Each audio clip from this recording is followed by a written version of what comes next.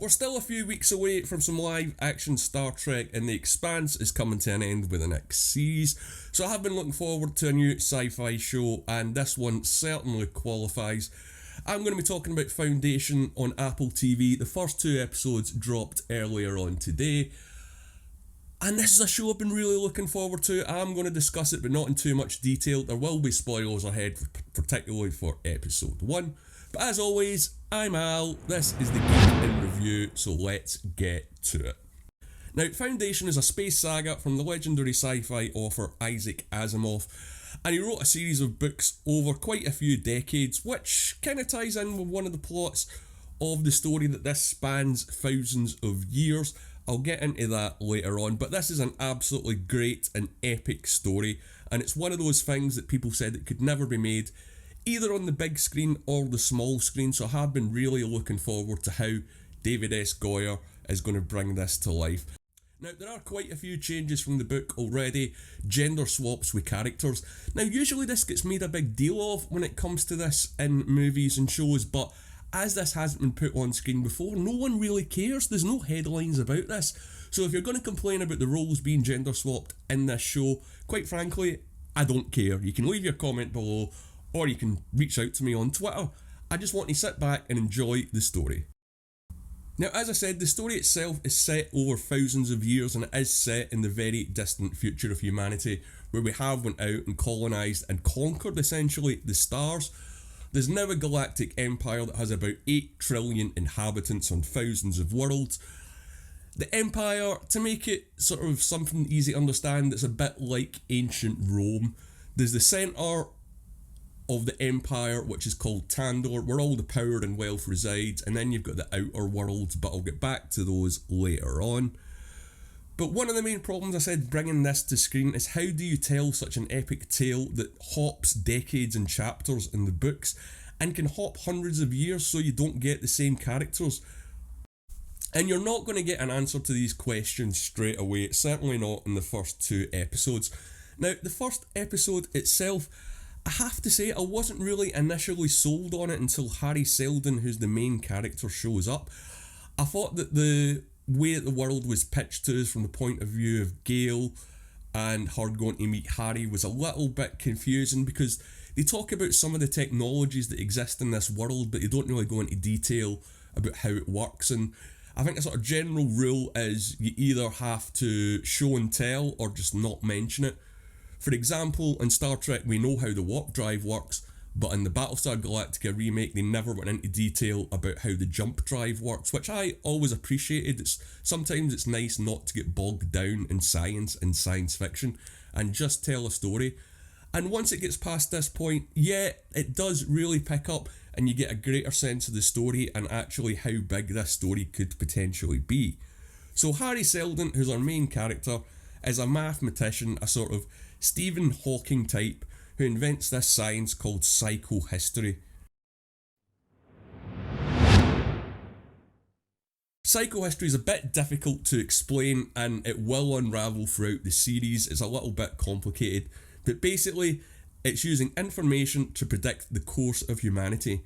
Now, it does have its limitations. It uses information on a grand scale, so you can predict things like the potential rise of a rebellion or a potential attack, but you couldn't predict the person who is going to instigate that. You know, the person that's maybe going to be the bomber, or the person pulling the trigger, or the politician giving the orders. It's not that exact. Is that the Empire is going to soon collapse and fall into basically a new dark age for 30,000 years. So Harry's plan is to set up the Foundation to basically create a how-to manual. It's a bit more complicated than that, on how to rebuild society, and he wants to sort of get all these mathematicians and scientists together so they can help decide on what resources and what educational things and what knowledge they can sort of retain that's going to be used and what can be cut away as useless. The thing about psychohistory is Harry isn't trying to stop this fall from happening. He knows that it is absolutely going to happen. What he's trying to do is minimise the time that it happens in the recovery. So he thinks, worst case scenario, if this happens, We'll be in the Dark Age for 30,000 years. It'll be chaos, war, cannibalism, people fighting for resources, all that stuff.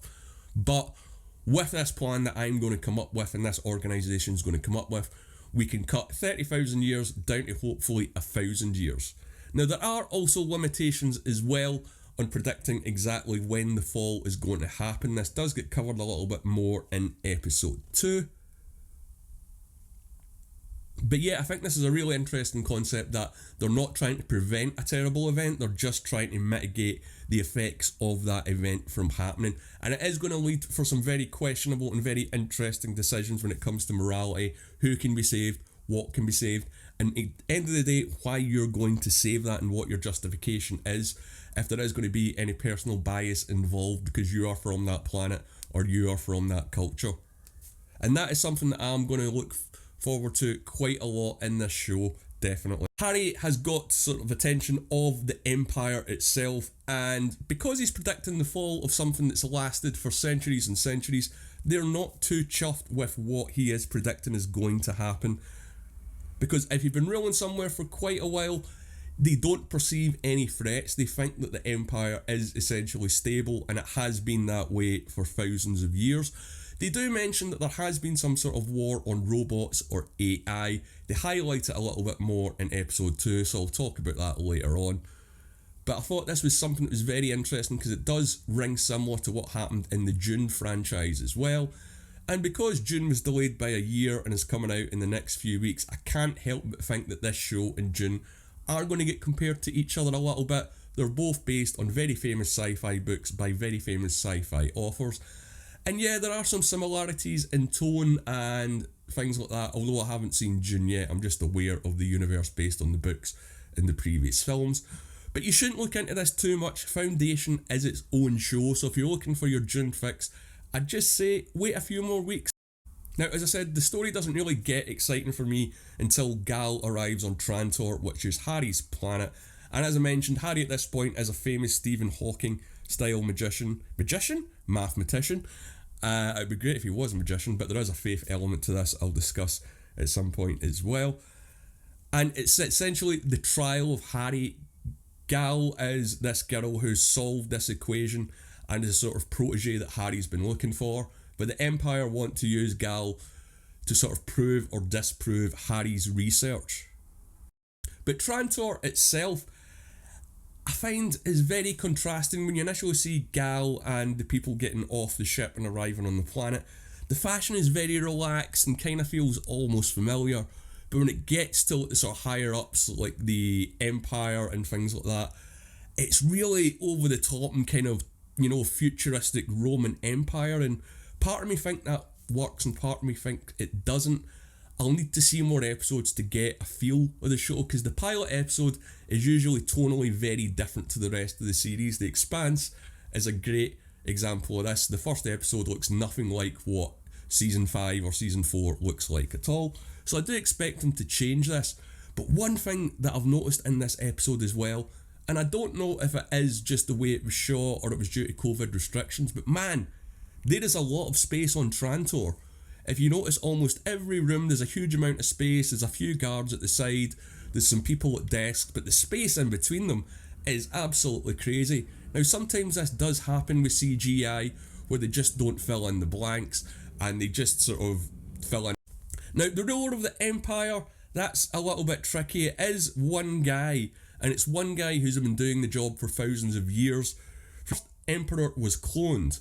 Now, not only was he cloned once, he's been cloned 3 times in every lifetime.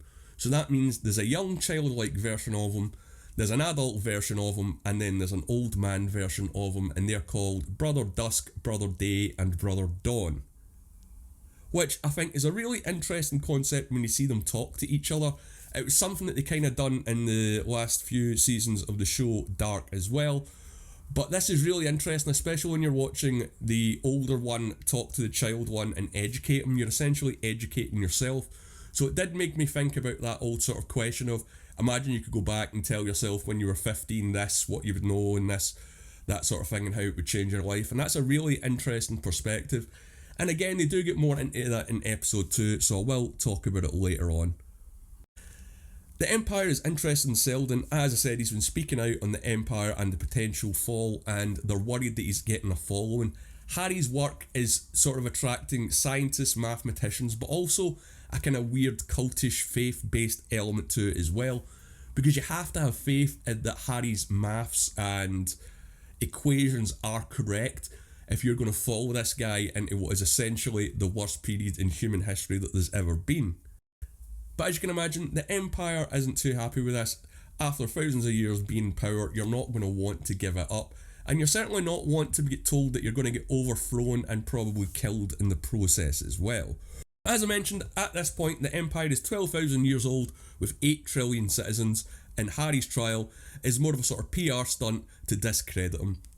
Harry explains how psychohistory works and what his plan is, and the catch is you can't really understand it, it's that complex, unless you are one of these top 1% mathematicians like Harry or Gal. But as I mentioned, Gal has essentially been brought in to prove or disprove Harry's theories, and the catch is if she proves that Harry is a fraud, Harry dies, and if she proves that Harry is correct, she'll be killed herself. In the trial, this is basically the exposition that sets up the entire series. But Harry explains the plan to create the Foundation and an encyclopedia of the galaxy, which will be an essential, as I said, how-to manual to help build after the fall of the Empire, which, even if he's completely wrong, isn't a bad idea to have in your back pocket. But it turns out that he is right, and almost immediately there's an attack on Trantor with hundreds of millions of people killed. The Empire begins to realise that maybe things aren't as nice and easy as he thought they are, and that there is trouble out there and potential threats out there that are going to be looming at some point in the future. The Empire decides he wants to meet Harry, and Harry makes a great point here and explains that the genetic dynasty is the reason that mankind has continued so long, but it's also part of the problem because of the cloning situation. These guys are bringing nothing to the table.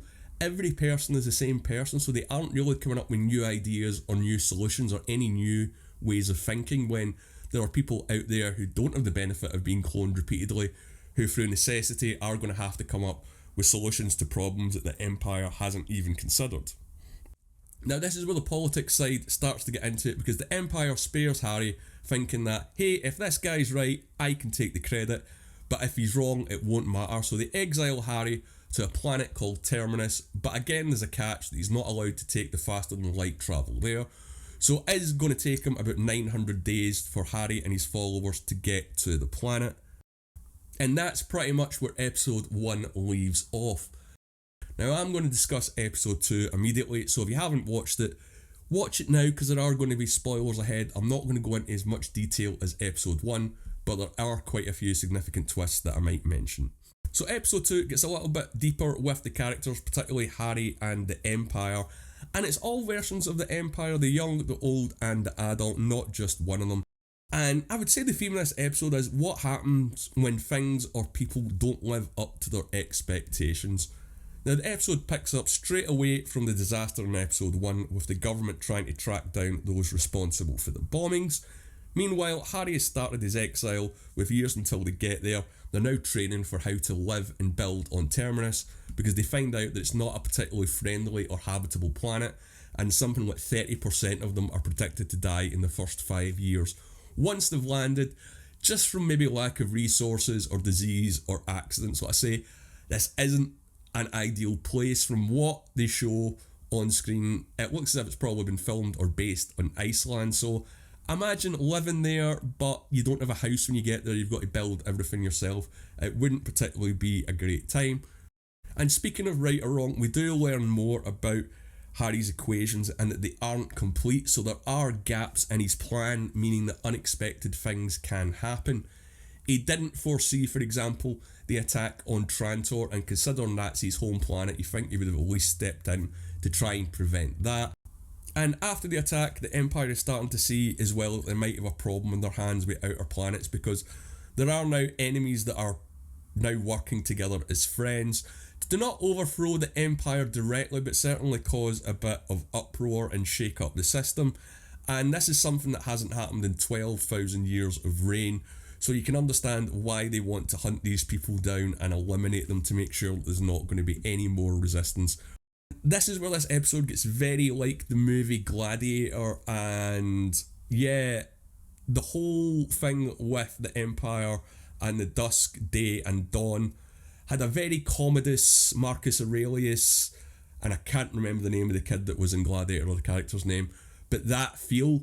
And for a minute it kind of threw me, but I actually really like this. There are some graphic scenes of execution in this. I'm not going to get into too much detail, but yeah, the fact that the same person exists in 3 different points in their life, and they're now sort of having to deal with divergent points of view within that group. It's a literally can you trust yourself scenario, because the argument they're always going to have is, when you get to be me, you would make this decision as well, no matter how much you disagree with it at the moment. Brother Dusk does start to question his existence, and isn't really getting on with Brother Day at all the whole episode. Brother Dawn as well begins to start questioning his teachings. We find out that the female that's been accompanying him the whole time is one of the survivors of the robot or AI war. But again, we don't really get any information on that. I hope they fill in the blanks for the next episode. Now, I'm not really going to go into episode 2 too much. I'm just going to talk about the Empire stuff. The stuff on Harry's ship until the end of the episode isn't really that entertaining for me. There is a big twist, but go and watch the episode and let me know what you think in the comments below or on Twitter. And did give a bit more sense of what the Galactic Empire's like, how big it is, and what state it's in. I really love the Roman sort of gladiator feel of this, but I wouldn't like to see it dominate the entire series. I do want to see some other things from this, and I'm looking forward to the next one. I wish they dropped the entire season at once, but hey, streaming services aren't doing that anymore, and it really pisses me off. But let me know what you think of Foundation. Did you read the books beforehand? Were you familiar with them? What did you think of episode 1 and 2? What did you like? What did you hate? What are you looking forward to? You can follow me on Twitter at TheGeeksReviews. And if you've liked this video and made it this far, please leave a like on it, because it would mean a lot. And even more than that, if you aren't subscribed, that would mean so much as well. As always, I'm Al. This has been The Geek in Review. Thanks for watching.